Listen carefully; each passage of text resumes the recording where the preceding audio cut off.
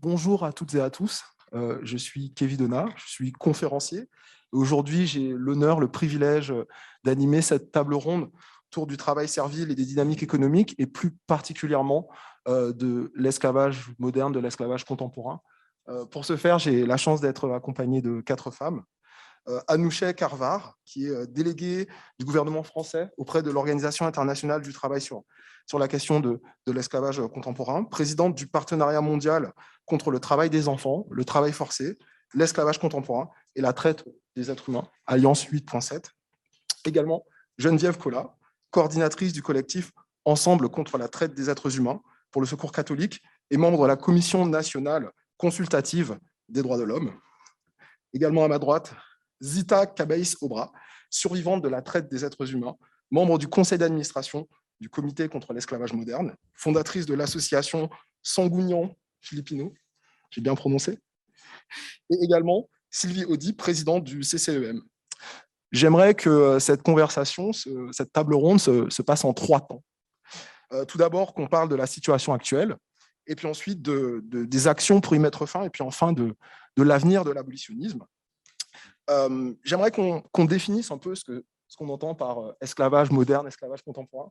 Avant de commencer la table ronde, j'avais discuté avec Anoucheh qui faisait une distinction entre esclavage moderne et esclavage contemporain. J'aimerais qu'on définisse un peu, qu'on parle de ce qui entre dans l'esclavage contemporain, ce qui n'y entre pas. Donc, Anoucheh, je vous laisse commencer avec des définitions, des chiffres, des choses un peu précises. Merci à vous. Merci beaucoup pour cette invitation à la fin d'un colloque historique extrêmement riche. Donc, je vais vous faire un saut quand même dans le temps pour vous emmener avec moi en 2015, lorsque le Programme des Nations Unies pour le développement durable a proposé à la communauté internationale de se doter d'une feuille de route inédite qui s'est fixé 17 objectifs de développement durable à atteindre à l'horizon 2030. Pour chacun de ces objectifs, une dizaine de cibles opérationnelles ont été élaborées et leur réalisation fait aujourd'hui, depuis 2015, l'objet d'un examen périodique dans chaque pays membre de l'ONU et au niveau mondial au Conseil économique et social de l'ONU. L'objectif de développement durable numéro 8 consiste à promouvoir une croissance économique soutenue, partagée et durable, le plein emploi productif et un travail décent pour tous. Et cet ODD numéro 8 prévoit une cible 8.7 qui consiste à prendre des mesures immédiates et efficaces pour supprimer le travail forcé, mettre fin à l'esclavage contemporain et à la traite des êtres humains, interdire et éliminer les pires formes de travail des enfants. Et pour ce qui concerne le travail des enfants, mettre fin au travail des enfants sous toutes ses formes d'ici 2025, c'est encore plus près. Les 4 thèmes de travail qui sont traités par la cible 8.7, travail des enfants, travail forcé, traite des êtres humains, esclavage contemporain, pourquoi on ne les appelle pas modernes, pour ne pas leur donner une connotation positive, mais juste de les situer dans le temps, se recoupent parfois, vous allez voir, et pour les appréhender au niveau international, et notamment dans l'Alliance 8.7, qui est la coalition mondiale que j'ai l'honneur de présider pour la France, et qui travaille à cette fin, nous nous appuyons sur les définitions qui sont données par l'ensemble des instruments internationaux implicables, en particulier le corpus normatif de l'Organisation internationale du travail.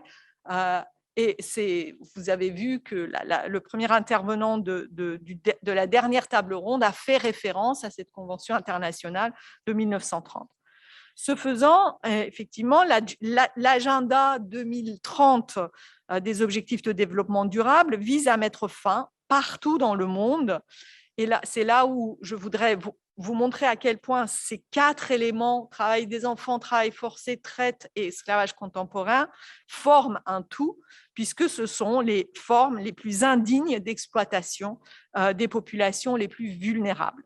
Alors, le défi initial qui était assigné à la cible 8.7 a été gravement percuté depuis 2020 par les effets économiques et sociaux de la crise pandémique. Et comme je vais vous les présenter, les estimations mondiales du nombre de survivants, de victimes, au rythme actuel de progression et sans effort supplémentaire, on peut dire que la communauté internationale ne sera pas en mesure de relever l'horizon 2025 pour le travail des enfants et l'horizon 2030 pour les autres formes d'exploitation. Alors, je commence par le travail des enfants. Les données qui ont été publiées cette année conjointement par l'OIT et l'UNICEF en juin dernier mettent en lumière une aggravation du travail des enfants à l'échelle mondiale. C'est une première depuis plus de 20 ans, parce que c'était en permanence en train de refluer. Et en fait, pour la période 2016-2020, on a une recrudescence qui ne tient pas encore compte de la crise pandémique. C'est ainsi que nous sommes passés à 160 millions d'enfants au travail dans le monde, soit une augmentation de 8,4 millions d'enfants âgés de moins de 15 ans au travail en 4 ans. 70% de ces enfants, soit 112 millions, sont occupés à des tâches agricoles, 20% dans les services et 10% dans l'industrie. Le croquis tout à l'heure des cannes à sucre nous envoie maintenant à une nouvelle catégorie en fait, de travailleurs exploités, c'est de très jeunes travailleurs.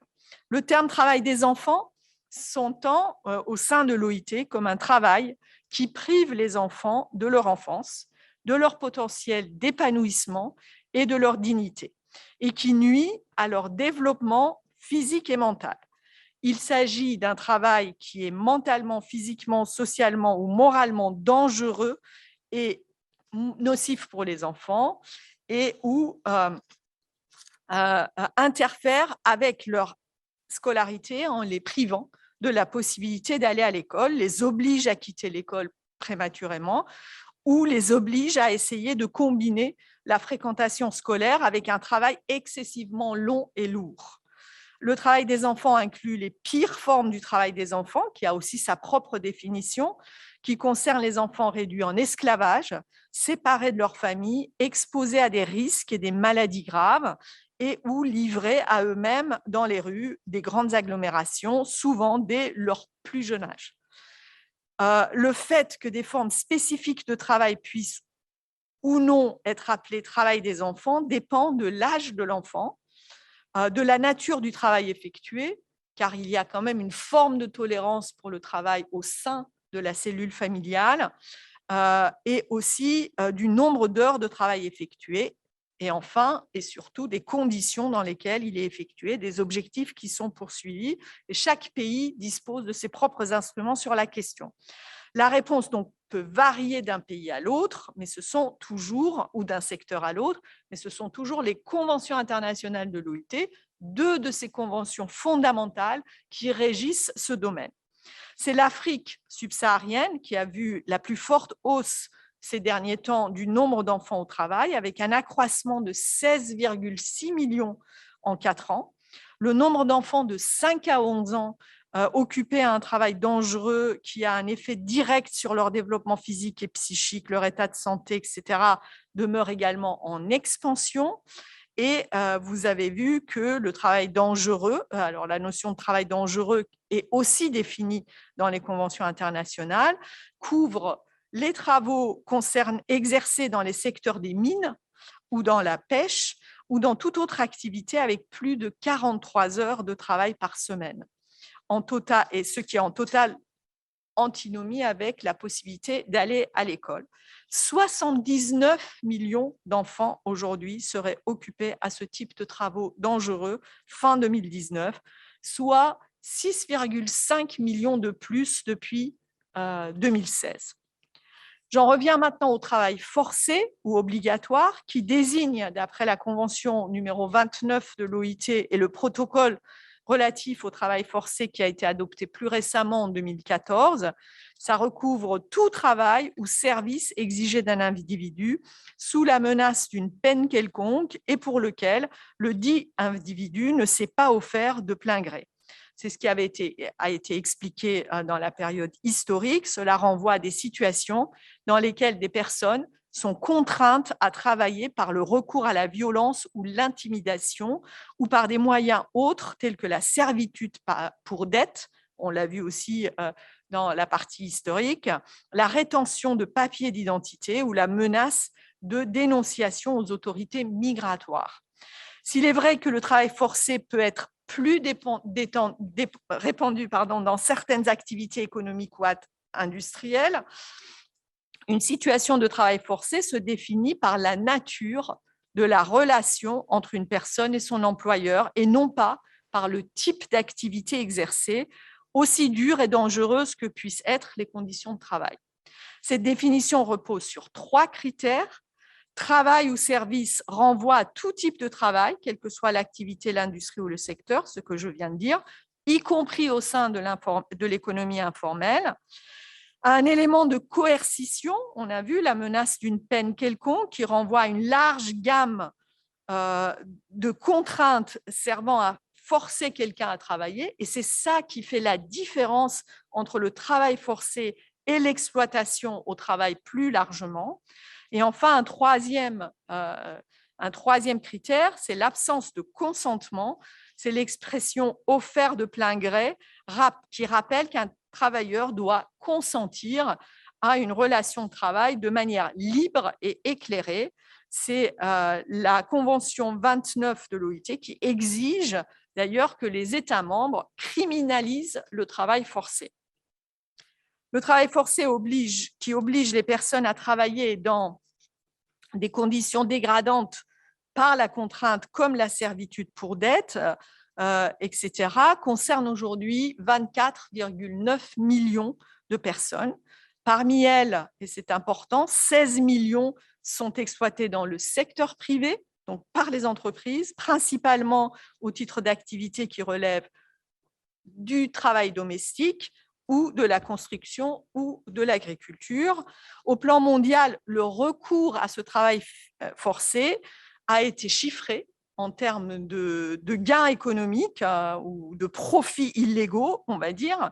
C'est plus de 150 milliards de dollars de profits illégaux par an. Ça, ce sont les estimations de l'OIT en 2014. De nouvelles estimations vont être bientôt disponibles, mais à ce jour, c'est 150 milliards de dollars. En plus de ces 16 millions qui travaillent dans le secteur privé, 4 millions de personnes seraient également soumises à des travaux forcés imposés par des autorités publiques.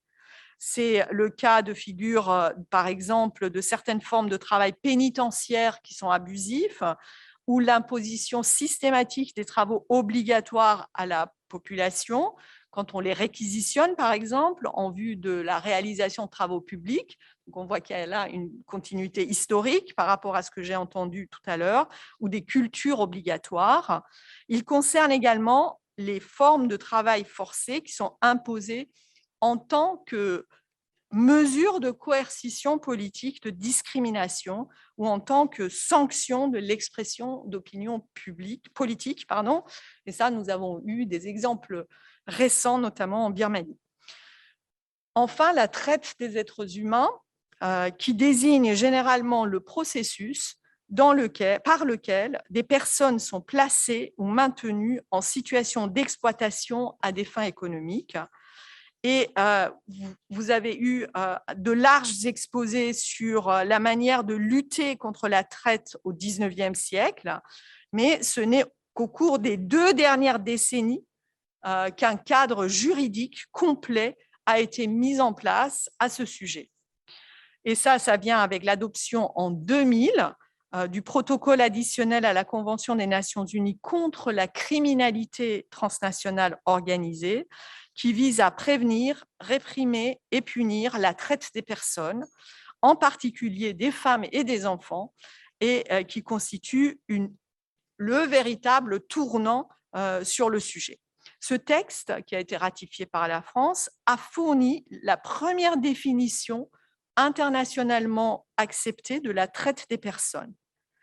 Il s'agit du recrutement, transport, transfert, hébergement et accueil de personnes par la menace de recours ou le recours à la force, ou à d'autres formes de contraintes par enlèvement, fraude, tromperie, abus d'autorité ou d'une situation de vulnérabilité, ou par l'offre ou l'acceptation de paiement ou d'avantages pour obtenir le consentement d'une personne ayant autorité sur une autre aux fins d'exploitation. Cette exploitation comprend au minimum l'exploitation de la prostitution d'autrui ou d'autres formes d'exploitation sexuelle, le travail ou les services forcés, l'esclavage ou les pratiques analogues à l'esclavage, la servitude ou le prélèvement d'organes. Donc là, vous avez la définition très précise de ce que recouvre la traite des êtres humains. Alors, selon le rapport global 2020 de l'Organisation des Nations Unies contre la drogue et le crime, on compte environ 50 000 victimes de la traite des êtres humains détectées et signalées dans 148 pays en 2018. Et évidemment, et l'ONUDC le répète autant que de besoin, le nombre réel de victimes de la traite est bien plus élevé, étant donné la nature cachée de ce crime. Aussi, le nombre d'enfants parmi les victimes détectées de la traite a triplé au cours des 15 dernières années et la proportion de garçons a été multipliée par 5. Les filles sont principalement victimes de la traite à des fins d'exploitation sexuelle, tandis que les garçons sont utilisés pour le travail forcé. Et selon l'OIT, les femmes et les filles représentent après 99% évidemment des victimes de l'exploitation sexuelle. On sait que ce chiffre aussi est sous-estimé pour les garçons, car c'est beaucoup plus difficile de pouvoir leur faire dire qu'ils ont subi ce type d'exploitation. Il faut savoir aussi que la traite, comme le travail forcé, est en rapport avec le crime organisé. Maintenant, quatrième sujet, c'est les formes contemporaines d'esclavage. Et là, il faut dire qu'il n'y a pas de définition internationalement admise à ce sujet. Au sens de l'action que nous menons au sein de l'Alliance 8.7, nous avons regroupé dans la même catégorie le travail forcé et le mariage forcé. Le seul élément à notre disposition, c'est la convention supplémentaire de 1956 relative à l'abolition de l'esclavage, qui est une convention ratifiée par la France, qui contient des définitions précises des institutions et pratiques analogues à l'esclavage, y compris la servitude pour dette, le servage et le mariage forcé. Selon les estimations publiées par l'OIT, en 2016, nous comptions plus de 40 millions de personnes victimes de l'esclavage contemporain dans le monde, 24,9 millions, comme on a vu, pour le travail forcé et 15,4 millions pour le mariage forcé. Ces chiffres vont être actualisés en avril 2022 et nous attendons quand même aussi, de la même façon que nous l'avons vu pour le travail des enfants, une recrudescence ces 4 dernières années. En 2019, l'UNICEF estimait à 765 millions le nombre total d'enfants, filles ou garçons, qui sont victimes de mariage forcé et qui vivent actuellement sur la planète par effet cumulé de mariage forcé tous les ans. Donc voilà le tableau assez sombre que je vous décris là.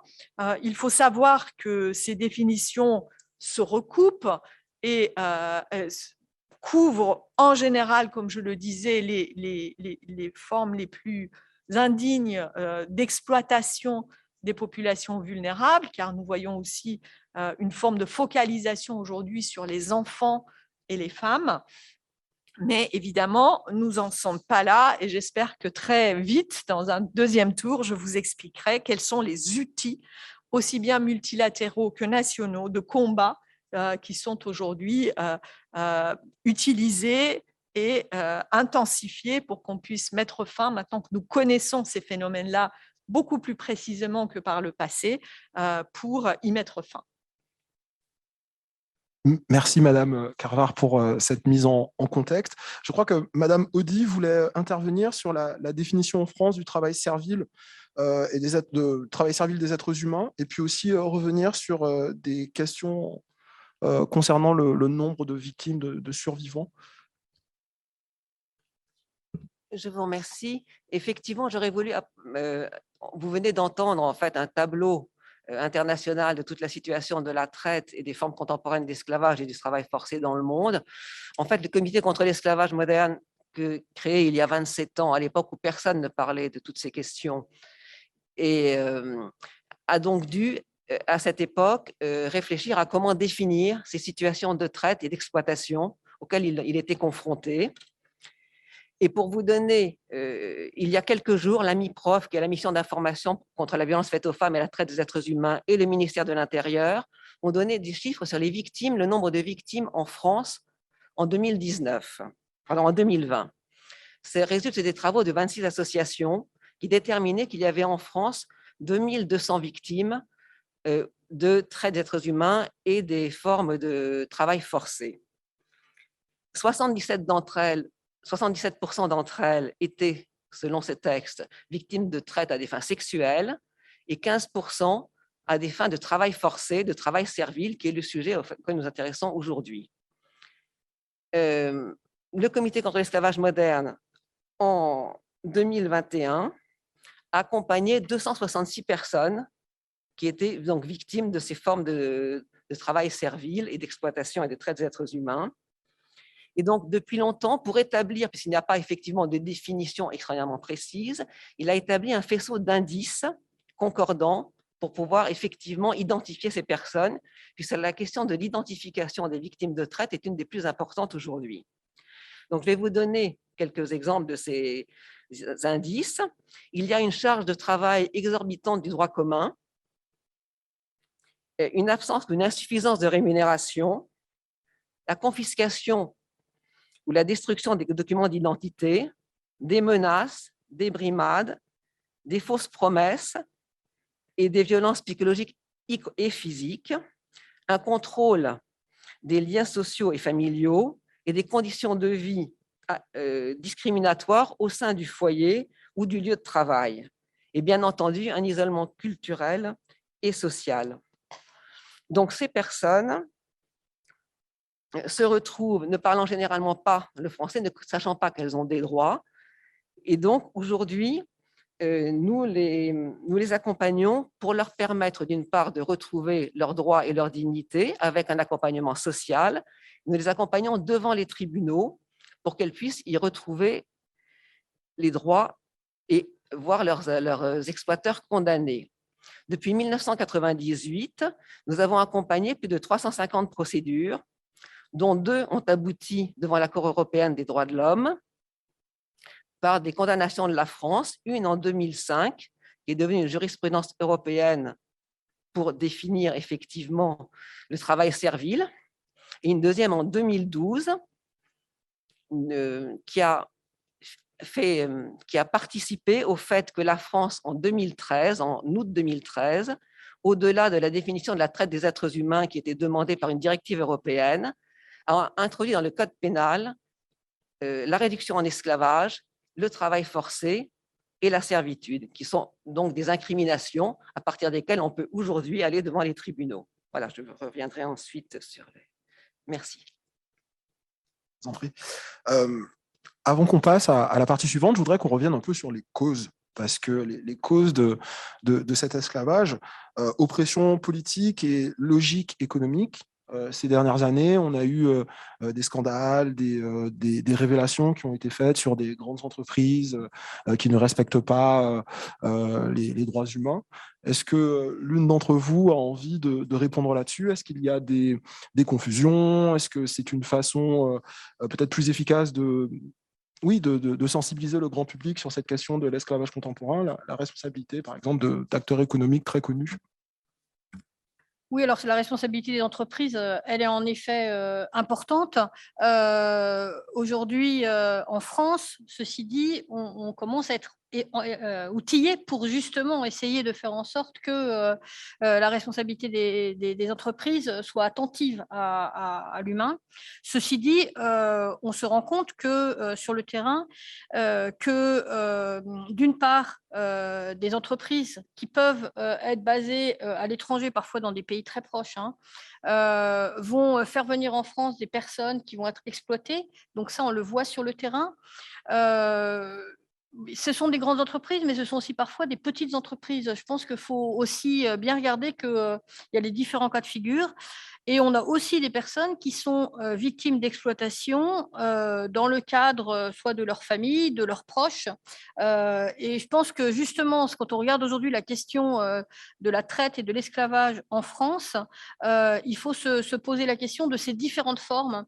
Alors bien sûr, déjà, en changeant les mentalités, en faisant comprendre aux personnes que ce qu'elles achètent peut être quelque chose qui développe l'exploitation des personnes ou pas, on va déjà faire changer les choses. Mais il faut vraiment prendre la question de l'exploitation et de la traite sous toutes ses formes et non pas simplement avec un regard trop renfermé sur telle ou telle entreprise. Et si je peux compléter, effectivement, toujours du point de vue législatif français, la France est dotée d'une loi sur le devoir de vigilance des entreprises qui oblige les entreprises qui ont plus de 100 000 salariés et qui ont des exploitations à l'étranger de publier des plans pour indiquer comment se passent les sous-traitances.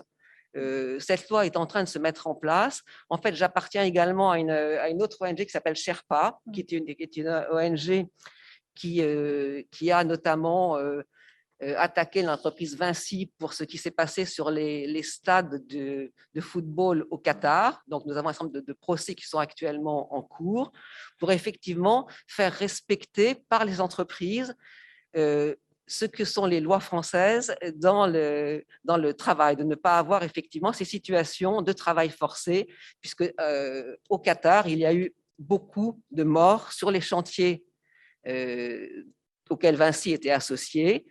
Vinci, à la suite de la plainte de Sherpa, a décidé un certain nombre de points pour essayer de se mettre droit par rapport à la loi, mais il n'empêche que ces excès et ces morts ont existé et que donc il y a actuellement une procédure en cours. Et ce n'est pas la seule.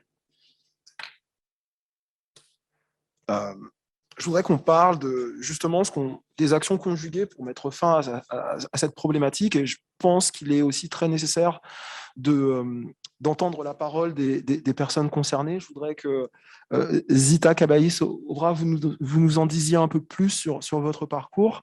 Lorsqu'on a eu une petite discussion au préalable, on discutait de ce qu'il fallait faire pour que le grand public soit un peu mieux informé. Vous me parliez aussi d'un sentiment d'impunité de la part des bourreaux, de gens qui ont le bras long, qu'il faut aussi écouter donc les survivants et pas juste les experts.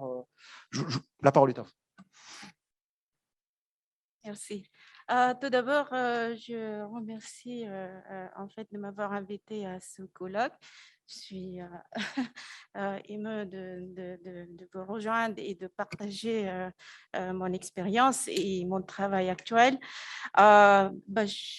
Je vais d'abord compléter la présentation parce que je pense que c'est très important. À part que je suis fondatrice de ma propre association, donc elle va avoir 20 ans en fait au mois de février, et membre du conseil d'administration de CCEM. Je suis également sélectionnée en tant que membre de la commission consultative internationale des survivants de la traite au sein de BIDDH. C'est le Bureau des institutions démocratiques et des droits de l'homme au sein de l'OICE. En fait, je suis parmi des 21 membres venant de 14 pays. Voilà, donc en fait, on a un rôle très important au niveau international afin qu'on puisse partager aussi nos expériences et de donner également nos expertises au pouvoir public, ou alors les gouvernements, les gouvernements. Donc, je reviendrai après.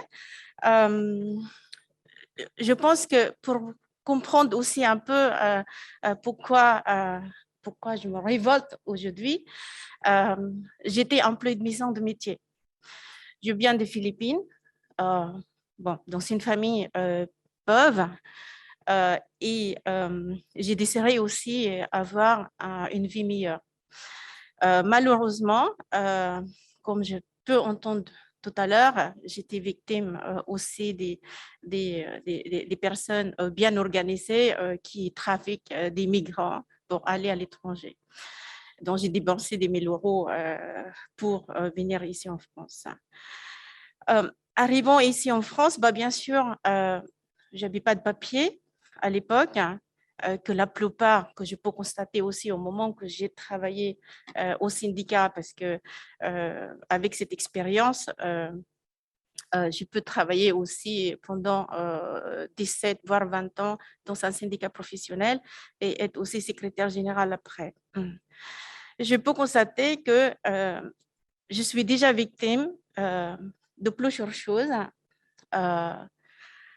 À part de travailler très longues journées, mon ex-employeur a profité en fait, a profité sur le fait que je ne parle pas la langue. Je ne connais pas mes droits. Je ne connais personne parce que j'étais interdite de sortir et parler avec, aux étrangers, même les gardiens de l'immeuble. Il y a plusieurs méprises en fait de mon employeur et jusque le jour où il m'a lancé une chaise dans ma figure. Heureusement, je n'étais pas blessée et que c'est celle-là qui me fait peur. Alors, la révolte aujourd'hui, c'est que je regarde en fait devant dans un miroir mon expérience que peut-être, mais ce n'est pas que peut-être, parce que là, on constate qu'il y a beaucoup de victimes aujourd'hui qui n'osent pas parler déjà ce qui se passe derrière les murs, derrière les portes, parce qu'ils n'ont pas de moyens de dire qu'est-ce qui se passe réellement et comment ils sont traités derrière. Alors, grâce au CCM d'ailleurs, qui m'a secouée au moment de ma sortie, ça m'a ouvert les yeux et ça m'intéressait d'entendre comment ça se passe en fait dans la société où je suis. Je commençais à apprendre la langue et en intégrant au syndicat, lesquels j'ai dirigé pendant des 7 ans, j'ai vu une longue queue en fait des migrants, des travailleurs domestiques qui ont des problèmes au travail. C'est de longues heures de travail. Ils travaillent de 7 heures du matin jusqu'au soir. On se trouve aussi des sans-papiers, on se trouve même des Français, des Français qui travaillent, non déclarés par leurs employeurs. Et ça m'a vraiment... c'était comme une machine, en fait, qui m'a poussé à démarrer qu'il y a du travail à faire. Et c'est pourquoi ça m'a... il m'a conduit jusque là aujourd'hui avec la lutte que je faisais sans arrêt, parce que même en réveillant le matin, j'ai toujours dit qu'est-ce que je fais sans avoir entendre les personnes qui disent aidez-moi, aidez-moi. Et aujourd'hui, grâce aux réseaux sociaux d'ailleurs, que je peux avoir beaucoup de messages tous les jours, que je peux aussi communiquer aussi CEM, que là, cette année, je peux identifier une dizaine de victimes et que malheureusement, il y a 5 parmi elles qui ne souhaitent pas porter plainte parce qu'il y a la peur, il y a aussi le menace, il y a aussi... en fait, elles se sentaient petites Elles se sentaient petites, ces personnes-là. Elles sont mais je ne peux rien faire parce que mon employeur a un pouvoir et un long bras, comme je vous ai indiqué par téléphone. Je n'ai pas de moyen de se battre. Mais je dis, on est en France, je l'ai vécu, je suis sortie, je suis devant vous, vous entendez ma voix et que là, je suis là pour vous encourager et pour vous accompagner. Mais malheureusement, il y a toujours parmi elles qui ne souhaitent pas porter plainte parce qu'il y a la peur qui est déjà à l'intérieur de leur cœur. Voilà. Donc, je pense que, comme je disais aussi, monsieur, c'est que c'est bien de raconter leur histoire, c'est bien de commémorer toutes ces histoires, mais comment on fait de demain, comment on fait pour arrêter tout cela, parce que ça peut être demain, ça peut être votre enfant, le membre de votre famille qui peut être victime dans le futur.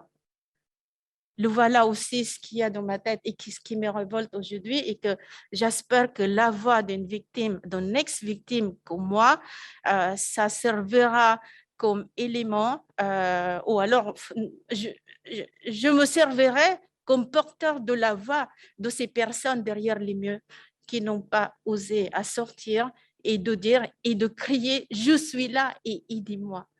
Voilà. Donc, je reviens juste pour dire, mais je répondrai à votre question. Je n'ai rien préparé. J'ai juste quelques mots parce que j'ai juste souligné les grandes lignes pour vous partager. Je reviens sur la commission consultative où je suis sélectionnée il y a un an. Justement, c'est notre anniversaire là, ce mois-ci, mois de décembre. Donc, qu'est-ce qu'il appelle ISTAC? C'est en anglais, en fait, c'est International Survivors Trafficking Advisory Council. Se compose en fait de 21 experts dédiés à la lutte contre la traite, qui sont des leaders survivants de la traite avec des expertises et diverses expériences dans 14 pays. Le but de l'ISTAC est de fournir des conseils, des orientations et des recommandations au BIDDH et par l'intermédiaire de BIDDH aux États participants de l'OICE, donc la France est aussi membre.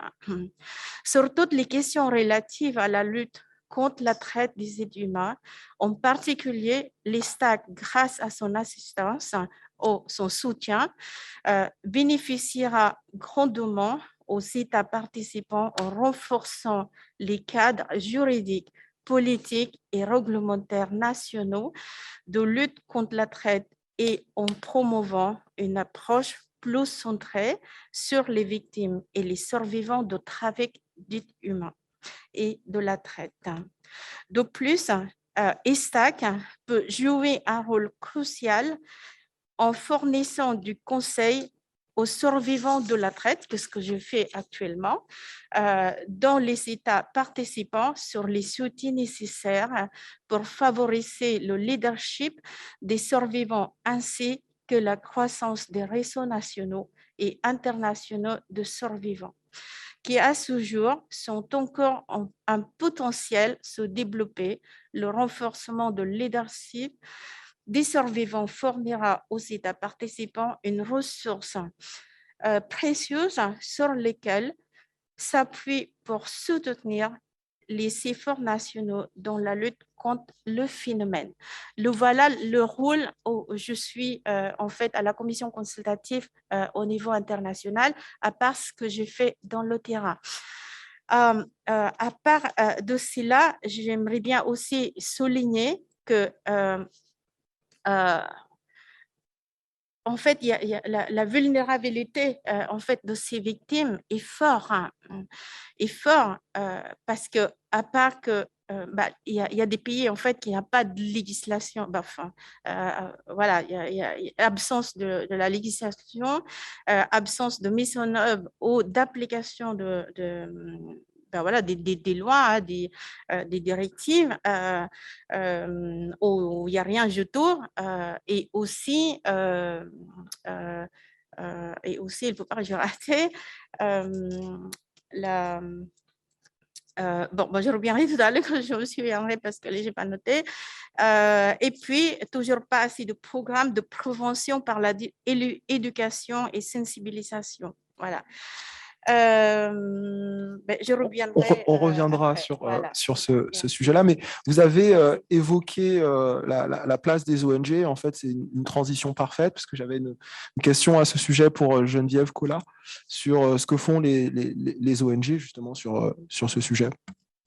Alors, les ONG, en fait, elles font un travail, d'une part, de sensibilisation du grand public. Il faut faire changer les mentalités, comprendre ce qu'est de l'exploitation. Ça, c'est un premier point. C'est aussi de la prévention auprès des publics qui sont à risque, expliquer et aider ces personnes à éviter de tomber, en fait, finalement, dans l'exploitation. C'est aussi de l'accompagnement des personnes victimes. Donc, on a un exemple ici avec le Comité contre l'esclavage moderne. Le collectif Ensemble contre la traite des êtres humains réunit 28 associations dont certaines travaillent sur cette question du travail forcé, mais d'autres sur la lutte contre l'exploitation sexuelle ou le travail des enfants des rues, en fait, et donc de différentes façons pour combattre l'exploitation sous toutes ses formes. Ces ONG aussi, elles font un travail de plaidoyer pour, d'une part, que les lois qui existent soient appliquées quand elles sont au bénéfice des victimes particulièrement, mais aussi pour faire changer les lois quand c'est nécessaire. Et il faut se dire que ce qui a été très important ces dernières années, ça a été que l'international a beaucoup aidé à faire évoluer la France sur ce sujet-là. D'une part, l'ONU, déjà avec ce premier texte international dont a parlé Anoucheh Carvar tout à l'heure, mais aussi la Convention du Conseil de l'Europe contre la traite des êtres humains, la directive de l'Union européenne depuis, et puis voilà, toutes les institutions internationales finalement nous aident, parce qu'elles s'intéressent beaucoup au travail de la société civile et nous aident à faire passer des messages, aussi échanger des expériences entre pays. Et puis, il faut savoir aussi que les associations, elles sont souvent en contact, nous on l'est au Secours catholique par rapport au réseau Caritas, avec l'international. Et donc, on a des liens directs avec des personnes qui sont sur le terrain dans le pays. Et c'est très complémentaire finalement avec des démarches des institutions. Et je crois que c'est ça qui est important aujourd'hui, c'est que je pense qu'on est tous conscients que chacun chez soi n'arrivera pas à résoudre le problème et qu'il faut qu'on travaille ensemble, ONG et pouvoir public. Et puis, une autre chose, en France, il faut savoir que depuis quelques années, il y a donc une mission interministérielle qui est chargée de lutter contre la traite des êtres humains, mais qui est rattachée plus aux droits des femmes. Et nous, on s'est beaucoup battu en tant qu'ONG pour dire qu'il fallait lutter contre toutes les formes d'exploitation, qu'il s'agisse d'enfants ou d'adultes, particulièrement donc en ce qui concerne la France et puis aussi en lien avec les autres pays. Nous faisons ce travail de plaidoyer et puis ce travail de mise en réseau au niveau français et au niveau international pour pouvoir combattre ce phénomène. Et puis, une dernière chose, je suis aussi donc membre de la Commission nationale consultative des droits de l'homme, qui est une institution indépendante nommée par le Premier ministre, mais qui est indépendante et qui rassemble en fait un certain nombre de personnalités qualifiées, d'expertes, d'associations, de syndicats. Et en fait, cette institution est aujourd'hui le rapporteur national sur la traite des êtres humains auprès des organisations internationales. Donc, en fait, nous faisons tout un travail d'évaluation du travail mené en France sur ce sujet-là pour pouvoir, là aussi, faire changer les choses de cette manière-là. Donc, c'est important pour nous d'avoir à la fois ce travail en tant que société civile et en tant qu'ONG, parce qu'on a un regard particulier étant directement en contact avec les victimes, mais aussi de pouvoir avoir ce regard plus global. Merci. J'aimerais qu'on parle aussi maintenant de la place des gouvernants, vous l'avez déjà rapidement évoqué, mais c'est une question que j'ai pour Anousheh Karvar sur l'idée en fait selon laquelle pendant très longtemps c'était une question qui ne concernait que les pays du Sud, et en fait c'est une approche globale. La France est le deuxième pays de l'Union européenne à être un pays pionnier, à s'engager sur ce sujet. Est-ce que vous pouvez nous en dire plus, s'il vous plaît? Oui, bien sûr. Effectivement, merci beaucoup de me donner l'occasion de l'expliquer. D'abord, au plan multilatéral, je vous ai parlé de cette alliance 8.7, qui est une coalition mondiale, qui est une initiative assez unique dans le paysage onusien et qui rassemble depuis 2016, c'est-à-dire juste après l'adoption des objectifs de développement durable, l'ensemble des acteurs qui sont soucieux d'accélérer leurs efforts pour atteindre cette cible 8.7 d'élimination du travail des enfants, du travail forcé, de la traite et de l'esclavage contemporain. Cette coalition réunit des gouvernements, des partenaires sociaux internationaux, les ONG, aussi bien locales qu'internationales, les réseaux d'entreprises qui sont aussi assez actifs sur le sujet, et les organisations internationales qui sont concernées, comme l'OIT, l'UNICEF, l'OCDE, la FAO, le Haut Commissariat aux droits de l'homme, etc. On a parlé de l'ONUDC, l'Organisation internationale des migrations, parce que c'est un sujet aussi qui a beaucoup à faire avec la migration.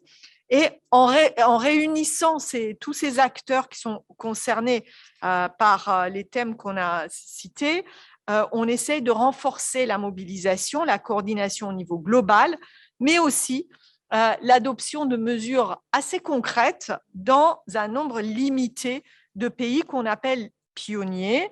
Ces pays pionniers s'engagent à adopter une stratégie nationale d'intensification de leur lutte, interministérielle, pluriannuelle, en concertation avec les partenaires sociaux, les entreprises, les acteurs de la société civile. Au départ, l'Alliance 8.7 comptait 23 pays pionniers. Pionniers, pas parce qu'ils étaient exemplaires, mais au contraire, pionniers parce qu'ils allaient mettre beaucoup d'efforts, faire beaucoup de progrès, parce que c'était des pays à forte prévalence des phénomènes de travail forcé, de travail des enfants sur leur sol, en Afrique, en Asie, en Amérique latine. Et évidemment, comment on les aidait, les autres gouvernements, les gouvernements des pays développés, leur proposer des programmes de coopération dans plusieurs directions. D'abord, les aider à adopter les législations nécessaires, ratifier les conventions internationales, mais aussi développer des inspections du travail, par exemple. Et enfin, et le plus important, c'est les aider à identifier les causes profondes qui font que ces personnes deviennent vulnérables et objets de travail des enfants, travail forcé, etc. Les causes profondes étant l'extrême pauvreté et les moyens de lutter contre l'extrême pauvreté dans ces pays-là. Lorsque j'ai pris la présidence de l'Alliance 8.7, j'ai estimé que l'atteinte de la cible 8.7 ne pouvait pas être seulement de la responsabilité des pays du Sud, qu'on avait une responsabilité partagée de l'ensemble des pays, quelle que soit la prévalence de ces phénomènes dans notre environnement immédiat. Par exemple, un pays comme la France, évidemment, peut se prévaloir, et vous l'avez entendu, d'un cadre normatif quasi exhaustif, des politiques publiques qui sont assez conséquentes comparées à d'autres pays du monde, mais, et pourtant, vous avez vu, des marges de progrès existent, et ces marges, nous les connaissons aussi beaucoup par le travail des ONG, par les mécanismes d'alerte et d'interpellation des ONG, des partenaires sociaux, des organisations syndicales, mais aussi l'évaluation périodique des autorités indépendantes que sont la CNCDH ou les rapports des autorités indépendantes européennes qui attirent notre attention sur nos faiblesses. Pour cette raison, donc, j'ai invité les pays du Nord, dont la France, à solliciter à leur tour le statut de pays pionnier de l'Alliance 8.7, accélérer leurs efforts, mettre au point une stratégie nationale d'accélération dans ce domaine, en croisant d'abord les regards, parce que c'est très important d'avoir des regards différents sur ces sujets-là, des administrateurs, des administrations, des acteurs économiques et sociaux, des survivants, mais aussi en mettant en synergie l'action de terrain des ONG avec l'action des administrations, des inspections, des partenaires sociaux dans ces domaines-là. Si vous voulez, dans 4 domaines, d'abord sur notre territoire national, car on n'est pas exempt, mais aussi dans les chaînes d'approvisionnement mondiales de nos entreprises multinationales. Et la loi devoir de vigilance nous invite à faire cela. Dans nos marchés publics, car beaucoup d'entreprises se tournent vers l'État en disant « mais vous êtes donneur de leçons, vous êtes moralisateur, mais vous-même, que faites-vous dans vos achats publics ?» Et aussi à travers notre politique de coopération internationale, de solidarité internationale avec les autres pays. Nous avons, avec pratiquement l'ensemble des personnes qui sont ici présentes et bien d'autres, travaillé pendant 6 mois d'arrache-pied pour produire, je dois en avoir un exemplaire quelque part, voilà, tout le monde a son exemplaire, de la stratégie nationale d'accélération française, donc c'est la stratégie française pour éliminer le travail des enfants, le travail forcé, la traite des êtres humains, avec des clauses de revoyure régulières avec les ONG, les partenaires sociaux et les entreprises pour voir où on en est. Donc, c'est comme cela que non seulement les Pays-Bas sont devenus pays pionniers, la France est devenue pays pionnier en novembre cette année, et l'Allemagne est en passe de devenir pays pionnier. Donc, nous sommes les 3 premiers pays européens à nous engager dans cette démarche. J'en dirai après plus sur peut-être juste un mot pour dire dans quelle direction on déploie cette stratégie. Une première direction, c'est la prévention, bien sûr, et pour cela, il faut renforcer les capacités de tous les acteurs, et notamment de nos inspections du travail, de nos fonctionnaires de police et de justice, de toute l'infrastructure qui reçoit les migrants, tout le circuit dans lequel ils passent, etc., pour qu'ils soient sensibilisés à ces questions, pour pouvoir les identifier. Car il y a beaucoup de déni aussi dans le domaine. Ensuite, on a une deuxième direction qui est pour mieux protéger les victimes. On a un problème d'identification, on a aussi des problèmes. Tant qu'on ne les a pas identifiés, effectivement, les mécanismes de prise en charge ne sont pas suffisamment solides, et aussi de réparation, parce que, évidemment, nous sommes redevables face à ces victimes et à ces survivants. Et enfin, évidemment, inscrire notre action dans un cadre européen et international. La loi devoir de vigilance française qui a été adoptée en mars 2017, aujourd'hui fait des émules, d'autres pays en ont adopté. L'Allemagne et les Pays-Bas, d'ailleurs, on peut les citer, mais la Norvège et encore l'Angleterre, encore d'autres.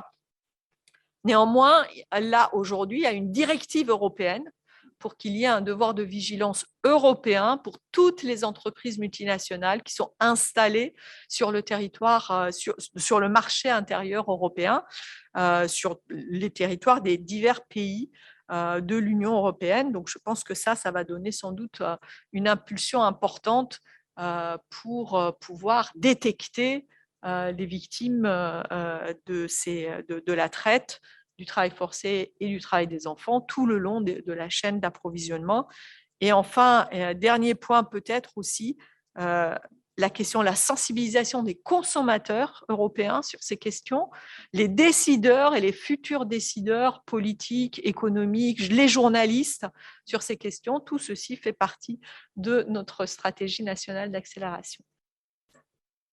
Juste un petit point qui est très, très important aujourd'hui en France, c'est que la difficulté, et vous l'avez situé tout à l'heure là, c'est que c'est très difficile d'identifier les personnes.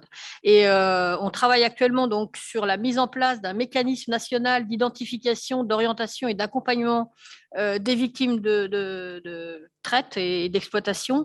Et c'est quelque chose de très important parce que ça permettrait, quand ça va exister, d'avoir un mécanisme qui soit connu à la fois de la justice, de la police des services sociaux, et qu'il y ait des points de repère qui soient assez complets et cohérents selon la façon dont on peut être amené à rencontrer une personne victime. Et je pense que ça, c'est quand même quelque chose de très important. Là aussi, les institutions européennes, l'OSCE, nous ont beaucoup aidés dans ce travail-là, en insistant auprès des différents gouvernements pour faire avancer ces choses-là. Mais c'est pour dire qu'on a vraiment un chemin à parcourir, mais il faut vraiment pousser pour que tout ça se mette en route. Allez-y. Pour rejoindre ce que disait Madame Koula, c'est que ISTAC, quand j'ai parlé tout à l'heure, lesquels je suis membre, on est aussi consulté à la amélioration de l'écriture de mécanismes national, parce que, en fait, cela dit, la voix des survivants est très importante et l'inclusion aussi des travaux des survivants est très importante, parce que les survivants peuvent bien dessiner l'exactitude, ce qui se passe dans le terrain, et c'est pour cela aussi que c'est très, très important de les accompagner aussi. Ce n'est pas parce que je suis là et que je demande de m'accompagner, c'est pas ça du tout, mais je demande aussi à tous les acteurs d'accompagner tous les victimes aujourd'hui et qui seraient survivants de demain, pour qu'eux-mêmes puissent aussi inclure dans la société décemment et pouvoir vivre comme nous tous. Voilà, merci. J'ai une question qui n'est pas spécialement adressée à l'une d'entre vous en particulier, mais justement, je voudrais parler de l'avenir, de l'abolitionnisme, de toutes ces questions, et de vos regards d'expertes. Quels résultats avez-vous, êtes-vous optimiste? Avez-vous vu des progrès ces dernières années, des choses qui pourraient nous apporter des motifs d'espoir? Allez-y. Oui, par rapport à la situation dans laquelle le Comité contre l'esclavage moderne s'est créé en 1994, où il n'y avait aucun texte de loi, on nous riait au nez. Je me souviens très bien quand nous parlions effectivement de personnes en situation d'esclavage domestique, puisque c'est par ce biais que nous sommes arrivés dans ces questions de traite et d'esclavage contemporain, on nous riait vraiment au nez. Et en fait, la voie que nous avons choisie à cette époque a été la voie judiciaire, et pour faire reconnaître par les tribunaux l'existence de ces situations, mais il n'existait pas effectivement d'incrimination spécifique. Et donc, on devait utiliser des textes de loi différents qui étaient l'abus de vulnérabilité, les conditions de travail contraires à la dignité humaine, les conditions d'hébergement contraires à la dignité humaine, les actes de torture, les coups et blessures. Et on a fait depuis cette époque plus de 350 procès. Donc, il y a effectivement un cursus de jurisprudence qui est très important. Donc, et il y a eu ces lois qui sont arrivées, donc il y a effectivement eu des progrès. C'est quand même, on ne peut pas comparer la situation de 1994 à la situation de 2021, on est à des années-lumière. Mais néanmoins, il reste des choses à faire. On considère qu'effectivement, on peut améliorer les textes qui existent et on peut surtout améliorer leur application et on peut améliorer la protection des victimes. Aujourd'hui, effectivement, le mécanisme d'identification est très important. Il faut qu'il y ait des mécanismes de prévention, il faut qu'il y ait des mécanismes de sensibilisation. Et il faut qu'effectivement, aujourd'hui, quand nous recevons un signalement, nous arrivons à avoir un consentement de la victime pour sortir de sa situation, puisqu'on pose toujours, effectivement, on demande à la victime ce qu'elle souhaite faire. Et quand elle sort, il faut qu'elle dorme quelque part, tout simplement. Et voilà, il n'y a aucune structure prévue, donc nous louons un appartement d'urgence où elles vont dormir. Et nous mettons en place de l'aide médicale, psychologique, sociale, enfin tout ce qu'il faut. Donc je pense qu'effectivement, tout cela devait être mieux accompagné par les services de l'État. De la même façon que la situation administrative des victimes est très complexe, et donc elles sont très souvent sans papier. Quand elles en ont, leurs papiers ont été confisqués par leurs employeurs, et donc elles ne les ont pas en main. Et aujourd'hui, c'est compliqué de retrouver une reconnaissance administrative, puisqu'il faut que ce soit que leur situation de victime de traite soit reconnue par les tribunaux pour qu'elles puissent accéder à ce statut. Donc, nous demandons aussi qu'il y ait des efforts qui soient faits pour la protection administrative, indépendamment des procédures judiciaires. Ça nous paraît très important.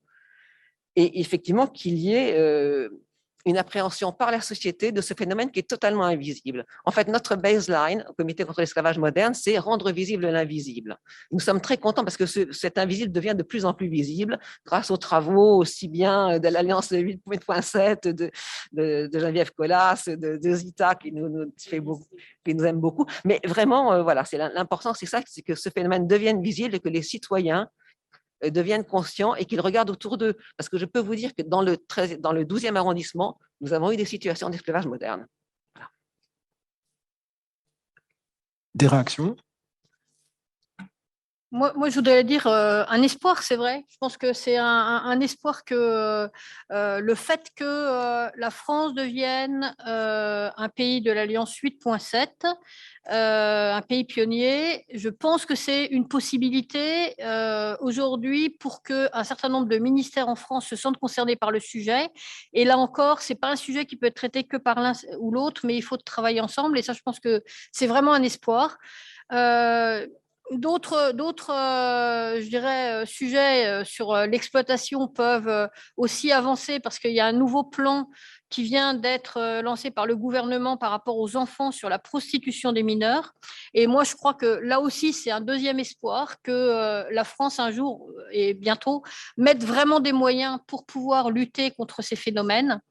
Et puis, je voudrais aussi dire que toutes ces choses-là, elles existent quand même beaucoup à cause de l'argent, en fait, de tout ce que ça peut rapporter comme argent. Et je voudrais qu'il y ait un vrai travail qui soit fait sur les avoirs qui peuvent donc sortir en fait des procédures et que les victimes puissent être vraiment dédommagées, ce qui est quand même aujourd'hui très, très compliqué. Et là, je pense qu'il y a un vrai travail à faire pour la France, mais il y a quand même de l'espoir que les choses avancent.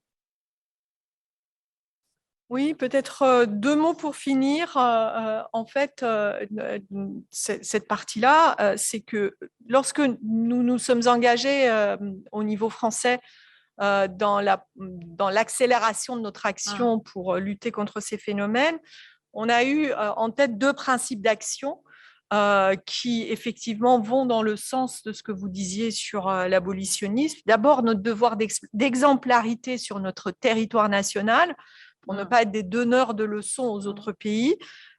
C'est une exigence morale de tolérance zéro face aux pires formes d'exploitation du travail. J'étais quand même des populations les plus vulnérables, pas seulement le travail, en particulier les enfants.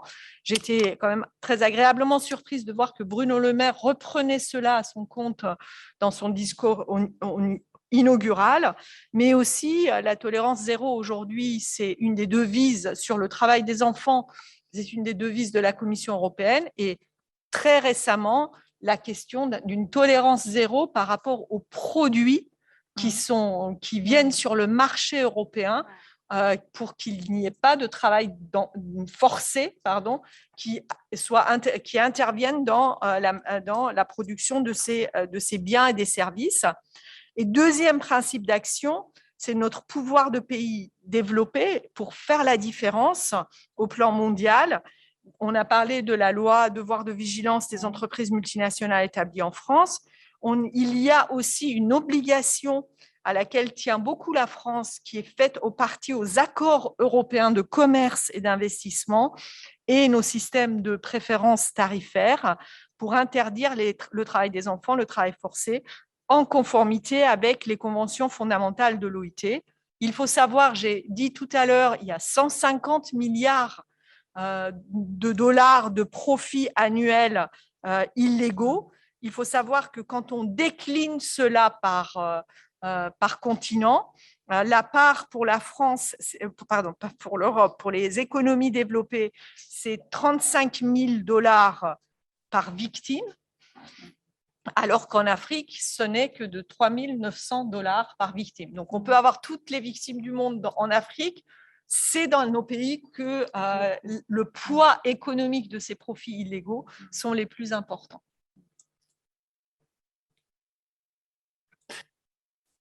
J'ai une question un peu politique, mais qui n'appelle pas nécessairement une réponse franco-française. C'est plus sur notre époque, le contexte actuel. Est-ce que l'humeur politique vous semble être à la prise en compte, à l'empathie pour la situation matérielle des personnes migrantes en Europe, par exemple. Et est-ce que du coup, ça rend les choses un peu plus difficiles pour parler, sensibiliser le grand public sur ces questions-là ou pas du tout? Oui, je comprends tout à fait votre question. Je pense que c'est très simple.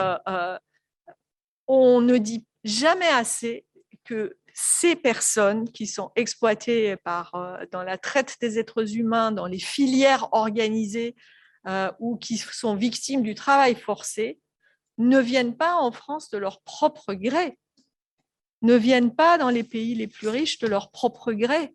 Ce sont des filières, des réseaux criminels qui les font venir jusqu'à nous.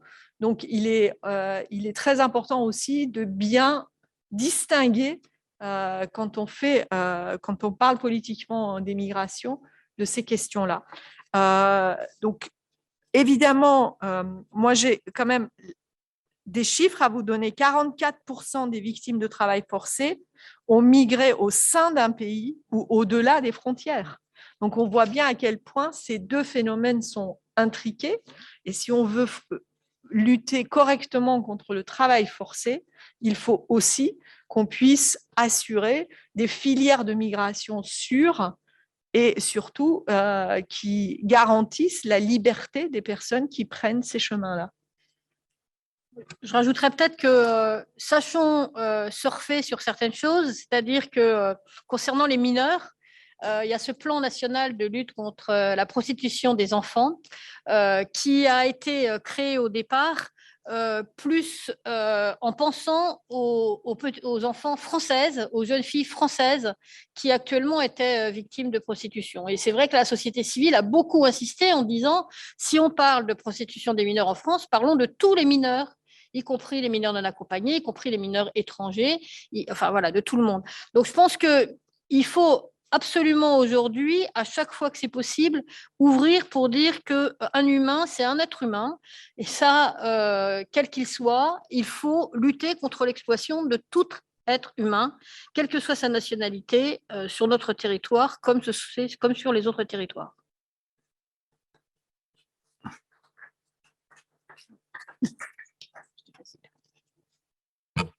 Je crois qu'on va conclure. J'avais juste une réaction de Le Grave sur le chat qui félicite Zita Kabaïs, qui vous remercie pour votre courage. Donc, voilà. Et puis, est-ce que vous avez quelque chose à ajouter? Peut-être quelque chose que je n'ai pas... Madame Audy, vous vouliez réagir sur quelque chose? Non, je voulais réagir sur les propos pour dire qu'en fait, il n'y a pas que des filières criminelles qui font venir les gens en France, qu'il y a en fait un certain nombre de personnes qui viennent avec un visa, avec une promesse d'embauche, avec une promesse de régularisation, une promesse de salaire, et qui se retrouvent piégés sur place, à qui on prend les papiers qu'on ne régularise jamais. Donc effectivement, il y a d'un côté ce trafic de migrants, et Zita en a été victime, et nous le voyons au comité, mais nous voyons beaucoup de gens qui sont venus de bonne foi, avec un visa. Donc, nous demandons qu'il y ait un contrôle des visas dans les pays, qu'il y ait une forme d'information des publics dans les pays dont, par exemple, nous voyons principalement des victimes venant d'Afrique de l'Ouest, du Maghreb et des pays d'Asie du Sud-Est. Et donc, nous demandons qu'il y ait une sensibilisation dans ces pays. Mais c'est vrai que nous voyons des gens arriver avec des papiers qui ont été normalement faits. Donc, c'est très compliqué. Voilà, c'était ma seule précision. Moi, je veux bien juste dire une chose quand même qui me paraît très importante, c'est que ça nous concerne tous aujourd'hui. Et voilà, on n'est pas là simplement à entendre des gens qui parlent de l'exploitation, mais on est des consommateurs, on est des personnes qui peut-être ont des voisins chez qui il se passe des choses qui sont absolument anormales. Et je pense que vraiment, on a tous un rôle à jouer pour lutter contre l'exploitation. Et il faut vraiment en avoir conscience aujourd'hui. Oui, allez-y. Pardon. Juste pour 2 mots, en fait, sur l'impunité des gens qui ont commis de crimes. Je souhaite que les gouvernements dans tous les pays, hein, dans le monde entier, il n'y a pas que la France, soient punis par rapport aux crimes qui sont commis, que les victimes aussi obtiennent réparation. Parce que voilà, je pense que c'est fondamental et aussi accompagner ces victimes, je le répète, ils ont besoin d'être accompagnés pour éviter la révictimisation de demain. Voilà, et je vous remercie. Alors, on avait juste une question dans le public de Jessica Balgui. Allez-y, allez-y. Ah, par contre, je ne sais pas si on a un micro. Ah. Non, parce que Sinon, on ne pourra pas à l'enregistrement. Vraiment, merci. Je suis désolée de prendre cette seconde pour vous poser cette question parce que j'y tenais. Je voulais juste savoir quel impact, selon vous, avaient les démarches vraiment individuelles, par exemple, de boycott de certaines marques. Voilà, c'est ce que moi, j'ai l'impression de contribuer de cette manière, mais je me demandais si vraiment ça avait un impact et je voulais votre avis sur ça. Je pense notamment à l'industrie de la mode, enfin voilà. moi, je pense qu'à tous, on peut tout. Et que si chacun ne se sent pas responsable, on n'avancera jamais. Donc, c'est important, oui, d'avoir ces démarches-là. En tant qu'aujourd'hui, personne qui consommons, on ne consomme pas n'importe quoi, n'importe comment. Et je pense que ça fera avancer les choses.